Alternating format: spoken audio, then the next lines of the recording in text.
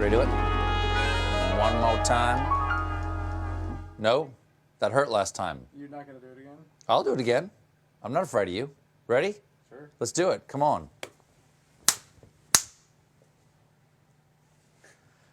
Welcome to A Late Show.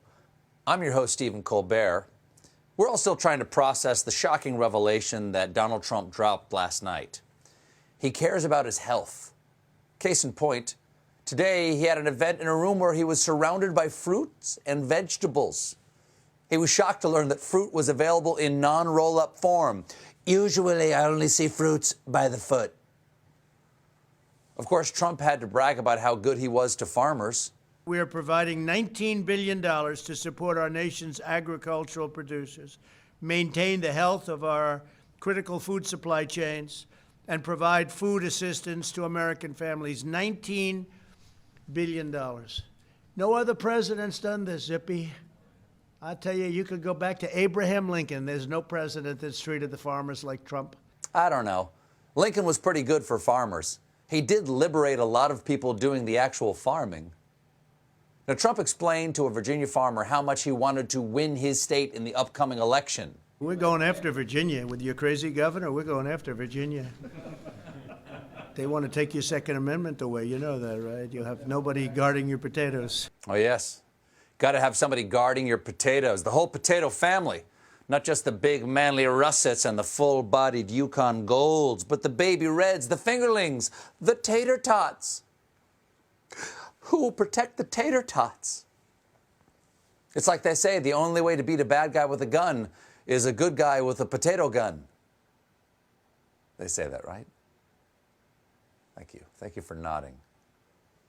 It wouldn't be a Trump event without him mispronouncing the thing the event is about.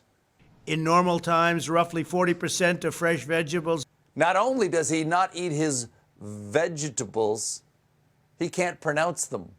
I love vegetables, be it asparagus, the broccoli, and of course the ketchup balls. I want to thank the brave men and women who milk those every morning. So I'm doubting he eats his vegetables every day, but there is one thing he is putting in his mouth: hydroxychloroquine. It's typically used to treat malaria and lupus, and he's taking it prophylactically. The only time he's actually used a prophylactic. And it's a dicey move. The FDA specifically cautions against the use of hydroxychloroquine for COVID-19, in part because of side effects ranging from cardiac arrhythmias to increased risk of death. Look, I don't care how you feel politically. We have to protect the President of the United States. There's just no way to dismiss the seriousness of death. Death is death. I stand corrected. Now, the medical community responded to the news with a what? One clinical pharmacologist said of the president's hydroxychloroquine regimen, that seems to be a crazy thing to do. Oh, really, doctor? Well, I'll have you know, crazy is my middle horse. One of the reasons health professionals were especially concerned is because Trump would appear to be part of the cohort most at risk, as he has a common heart disease. Yes, he doesn't have one. 10-man slam! Despite a statement by the White House doctor, some people are speculating the president might be lying. Let me assure you, the President of the United States is not taking hydroxychloroquine. This president doesn't tell the truth. He may be taking this, he may not. Or option C, his doctors decided it was just easier to let him think he's taking it. Every morning I push back Spider-Man's head and a little hydroxychloroquine comes out. Right now they're blue, but next week's prescription is orange. But if that's true, hydroxychloroquine is just part of a long-standing policy of ingesting whatever product he endorses. Fun fact, Trump devoured the first 3 grimaces they tried to put in that McDonald's commercial. These purple nuggets are awful dry. Get me some of that ketchup ball milk. It wasn't just doctors who were shocked at Trump's self-medicating. We also heard from Speaker of the House and dress barn bandit Nancy Pelosi. Speaker Pelosi had some choice words to express her concern for the president. Madam Speaker, what's your reaction to the president saying that he's now taking hydroxychloroquine? Are you concerned? He's our president, and I would rather he not be taking something that has not been approved by the scientists, especially in his age group and in his, shall we say, weight group, what is morbidly obese, they say. Oh, that is a very polite way to say a mean thing. I'm concerned about the president because he is, shall we say, 20 pounds of pudding in a 10-pound sack. What I'm saying is, your president is so fat that when he sits around the White House, he, and shall I put this diplomatically, sits around the White House, which is a very, very large building indeed. And it's important to point out that fat shaming is wrong. Plenty of wonderful people are old and fat and beloved, like Santa. But guess what? Santa shouldn't take hydroxychloroquine either. Also, he should really shave his beard. No way you're getting a good seal on that mask, Kringle. Trump was asked about Pelosi calling him obese, and he claimed to be above the fray. I don't respond to her. I think she's a waste of time. And he is the world's leading authority on wasting time. This one time, there was a huge, deadly global pandemic, and he didn't do anything about it for like 2 months. It was a personal best in being just the worst. But if Trump really is taking hydroxychloroquine, he might not only be endangering himself, because Trump's got legions of followers eager to jump on the hydroxychloro wagon. So yesterday, Fox News' Neil Cavuto gave him this stern warning.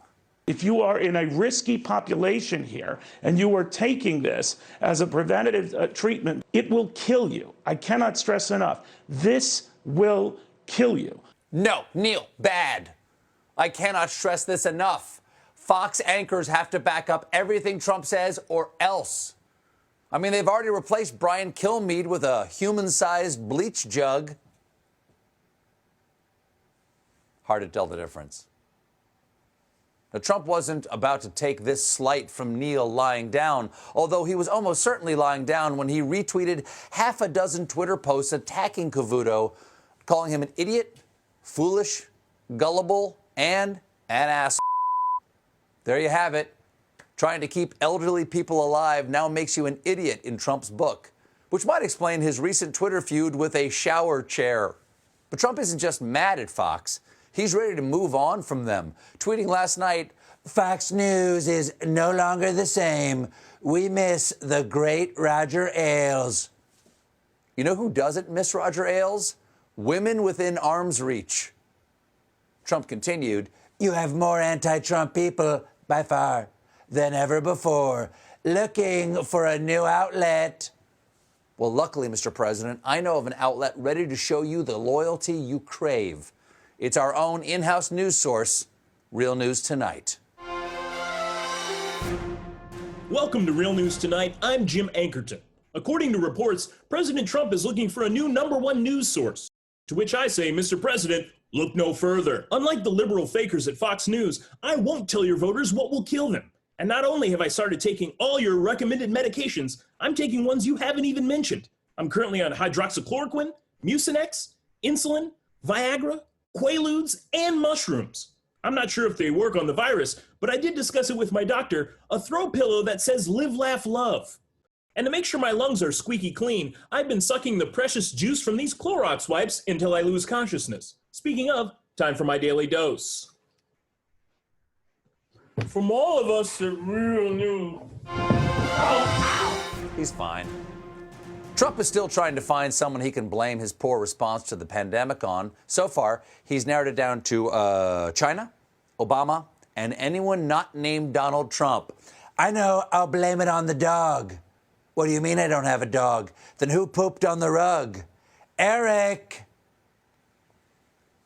Last night, Trump lashed out at one of his favorite blame targets, threatening in a letter to the Director General of the World Health Organization that he would permanently end all funding to the organization if it did not commit to substantive improvements. No surprise there. The WHO combines everything Trump hates: the world, health, and organization. Trump's real target is China, and their handling of the coronavirus. That's why his letter includes this little tidbit. On January 28th, 2020, after meeting with President Xi in Beijing, you praised the Chinese government for its transparency with respect to coronavirus. Yeah, and I seem to remember one member of the WHO on January 24th really going over the top with their praise of China. China has been working very hard to contain the coronavirus. The United States greatly appreciates their efforts and transparency. It will all work out well. In particular, on behalf of the American people, I want to thank President Xi. Well, that tweet hasn't aged very well. But then again, neither is Donald Trump. Trump feels the WHO is too close to China, so he's cutting off their funding. China had another idea, because also yesterday, President Xi Jinping offered to provide $2 billion in the fight against the pandemic and called on other nations to increase their contributions to the WHO. Take that, China! Trump just made you the world leader in fighting this pandemic. He's got you right where you want you. But you'll be happy to hear that Trump can be awful about other things than the pandemic. In a huge break with a decades-long presidential tradition, Trump won't be unveiling Barack Obama's White House portrait, partly because Trump already made his own unofficial Obama portrait. For decades, hanging a predecessor's portrait has signaled the peaceful transition of power from president to president, regardless of party politics. Now, this is the biggest diss to presidential predecessors since John Adams refused to wear Washington's teeth. We have got a great show for you tonight. My guest is CBS This Morning anchor Gayle King. Stick around. Stick around.